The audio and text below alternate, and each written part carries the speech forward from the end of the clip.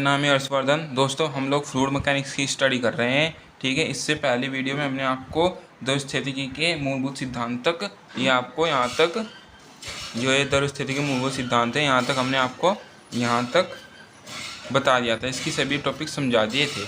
ठीक है, अगर आपने वे वीडियो नहीं देखी है तो उनको भी देखिए। अब इस वीडियो से शुरू करते हैं पास्कल का नियम।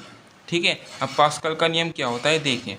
इसमें कहा गया है पास्कल के नियम के अनुसार, यानी कि इस नियम के अनुसार कोई भी तरल स्थिर अवस्था में सभी दिशाओं में समान दाब लगाता है जब तरल विराम अवस्था में हो। यानी कि इसमें क्या कहा गया है, इसमें कहा गया है कि कोई भी तरल यानी कि कोई भी लिक्विड ले लीजिए और स्थिर अवस्था में बिल्कुल शांत अवस्था में रख दीजिए, तो शांत अवस्था में वो क्या होगा, शांत अवस्था में सभी दिशाओं में दाब लगाएगा, यानी कि जब तरल विराम अवस्था में होगा। ठीक है, अब जो पास्कल का नियम है, इसने जो अपना ये नियम दिया था, ये उस प्रिज्म के आधार पर दिया था। देखिए, मान लीजिए आपको ये कोई प्रिज्म है, ठीक है, जिसकी हमने डायमेंशंस रखी है MNL। ठीक है, इसमें ये यहाँ पर 90 डिग्री का कोण बन रहा है। ठीक है, यहाँ पर 90 डिग्री का कोण, ये यहाँ पर थीटा है। ठीक है, इसको हमने NL को PX मान लिया, MN को PY मान लिया और ML को PZ मान लिया है। अब देखिए इसमें क्या कहा गया है, माना PX क्षैतिज दाब, हमने इसमें क्या किया है, मान लिया है। ठीक है, मान लिया है हमने अभी के लिए कि जो PX है इस ये क्षैतिज दाब है और PY ये वाला ये ऊर्ध्वाधर दाब है, यानी कि वर्टिकल प्रेशर है, और PZ हमारा टोटल प्रेशर, यानी कि प्रेशर मान लीजिए अभी के लिए आपको। ठीक है, और जो प्रिज्म होता है, आपने प्रिज्म देखा होगा, प्रिज्म की कुछ मोटाई थिकनेस भी होती है, तो उसकी हमने जो मोटाई ली है वो T ले ली है।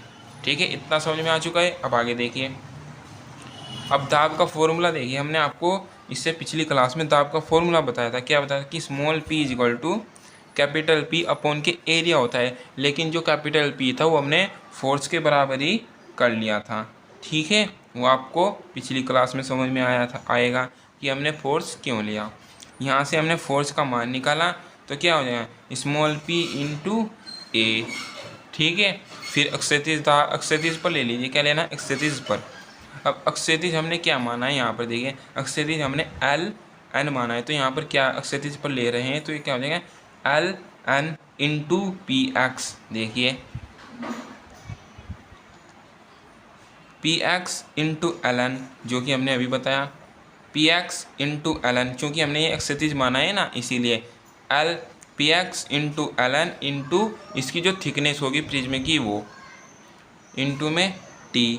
ठीक है, फिर क्या आ जाएगा, जेड क्या है हमारे पास, दाब, प्रेशर।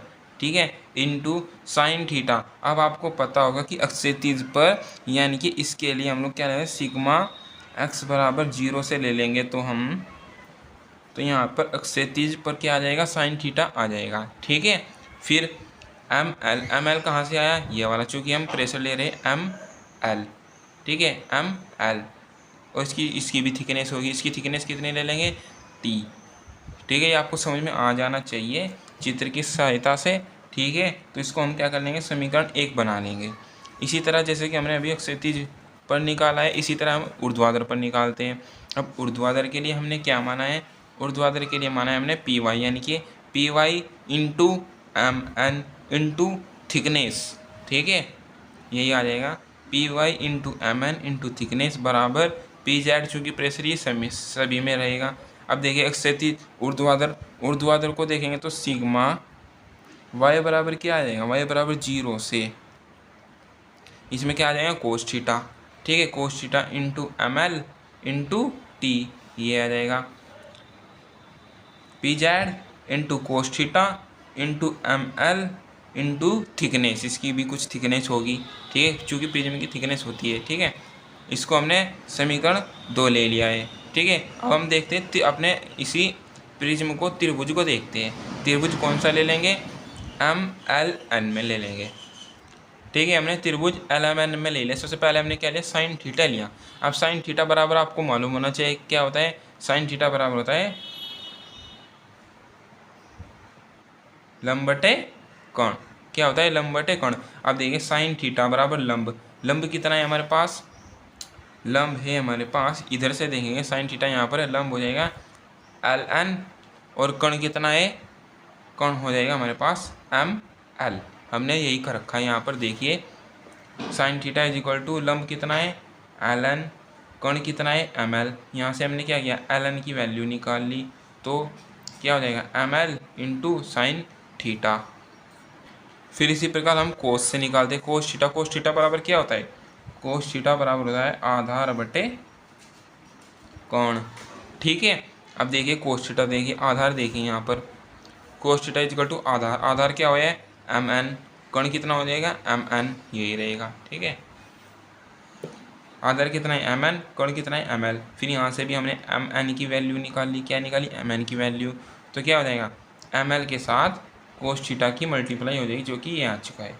ठीक है, फिर हम लेते हैं अपनी इक्वेशन फर्स्ट से। अब हमारे पास इक्वेशन फर्स्ट क्या है, देखिए ये देखिए हमारे पास इक्वेशन जो फर्स्ट है वो ये है, P X into L N into T बराबर P Z into sine theta into M L into T. ये हमारे पास क्या थी, इक्वेशन फर्स्ट थी। तो हमने पी एक्स तो पी एक्स ही रखा। ठीक है, फिर एल एन, हमने अभी अभी एल एन की वैल्यू निकाली है। एल एन की क्या वैल्यू है, एल एन की जो वैल्यू आई है हमारे पास वो M L into sine theta I है। क्या ये M L into sine theta.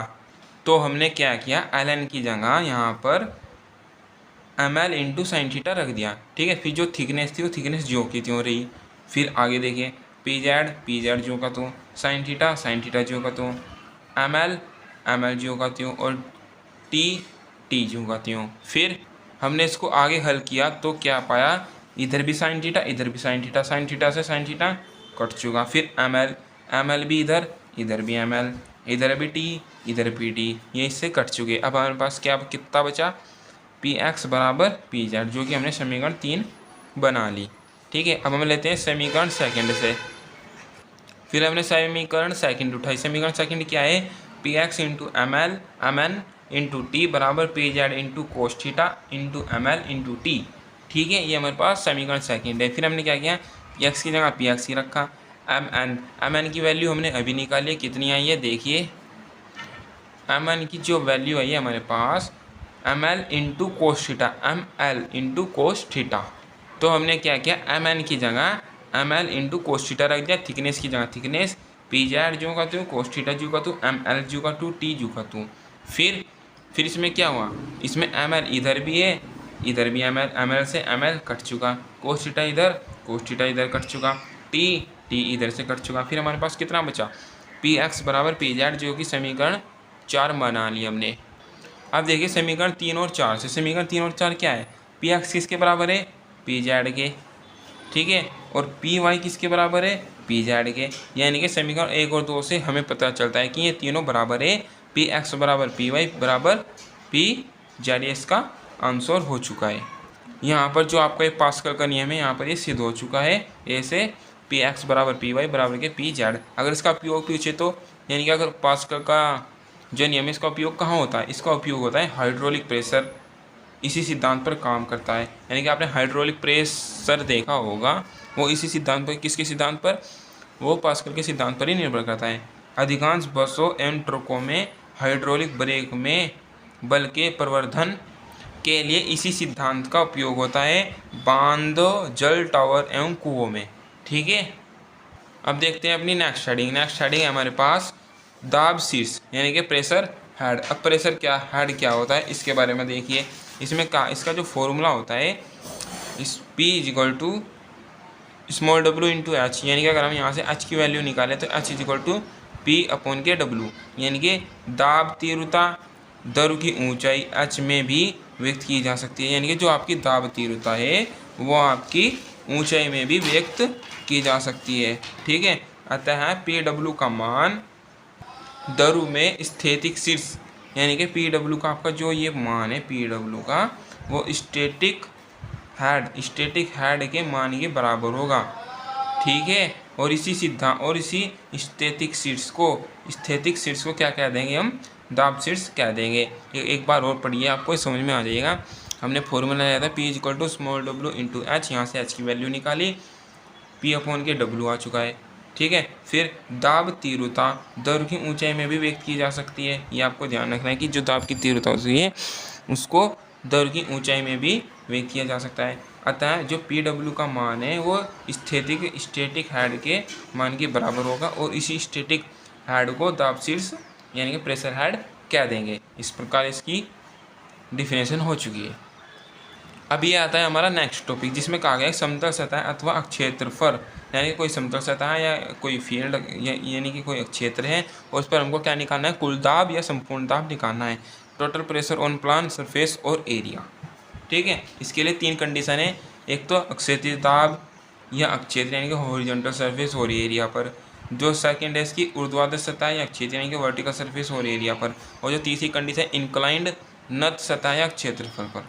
ठीक है, इसके लिए आपको एक एक करके इसके सभी टॉपिक्स देखने पड़ेंगे। इस टॉपिक के अंतर्गत ये 3 टॉपिक, क्षैतिज, ऊर्ध्वाधर और वर्टिकल। अब हम देखते हैं क्षैतिज सतह पर। अब ये क्षैतिज सतह के लिए देखिए, ए क्षैतिज सतह क्षैतिज समतल सतह या क्षेत्रफल दाब यानी कि pressure on plan horizontal surface और एरिया। यानी कि आपको क्या करना है, इसमें देखिए आपको इसमें डायग्राम बना लेना है, ये वाला जैसे कि मैंने बना रखा है। जो ऊपर की ये सतह यहाँ से लेके यहाँ तक की AC, इसको बोलेंगे हम फ्री सरफेस ऑफ लिक्विड यानी कि मुक्त सतह है जल की। ठीक है, फिर इसमें जो यहाँ से यहाँ तक की जो गहराई ली है हमने, लिक्विड की जो गहराई डेप्थ ली है वो x से प्रदर्शित कर लिया गया है। ठीक है, फिर और जो ये BD की नीचे की जो सतह है इसका जो एरिया है उसका एरिया A मान लिया गया है। ठीक है, अब इसकी डिफिनेशन से देखिए आपको जब भी समझ में आएगा। देखिए इसमें कहा गया है कि सतह BD सतह कौन सी, ये वाली BD सतह अक्षैतिज रूप से जो कि हॉरिजॉन्टल पोजीशन में है से द्रव की सतह से यानी कि जो ये सतह है ना लिक्विड की सतह से h गहराई पर डूबी हुई है। अभी के लिए आपको क्या मान लेना है, यहाँ से यहाँ तक की h गहराई पर डूबी हुई है। इसमें कहा गया है कि जो BD ये हमारे पास क्षैतिज है, ये द्रव की सतह से h गहराई पर नीचे की ओर डूबी हुई है। माना BD का जो सतह का क्षेत्र है A, यानी कि इस जो ये BD है इसका जो एरिया है इसको हमने क्या मान लिया है, A मान लिया है। ठीक है, फिर द्रव की मुक्त सतह से गहराई x बार भी h के बराबर होगी, यानी कि द्रव की यानी कि इस सतह से फ्री लिक्विड सतह से जो इसकी गहराई होगी, लिक्विड की जो गहराई होगी वो h, आप ऐसे कह लीजिए या तो x बार h के बराबर हो जाएगी या h x बार के बराबर हो जाएगी, बात एक ही है। इसमें कहा गया है कि द्रव की मुक्त सतह से यानी कि इसकी फ्री लिक्विड सरफेस से गहराई x बार भी h के बराबर होगी, वही x बार भी h के बराबर हो जाएगी या h x बार के बराबर हो जाएगी। फिर सतह BD पर कुल यानी कि अब हम क्या निकालते हैं, जो हमारे पास सरफेस है BD, इस पर कुल क्या निकालते हैं, कुल भार निकालते हैं, कुल दाब निकालते हैं। कैसे, देखिए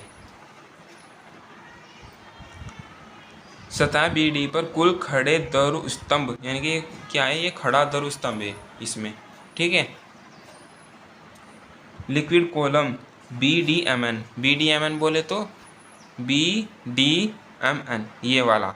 ठीक है, दाब इसका क्या निकालते हैं, संपूर्ण दाब निकालते हैं। अब इसका संपूर्ण दाब कैसे निकालते हैं, संपूर्ण दाब का आपको हमने फॉर्मूला बताया था।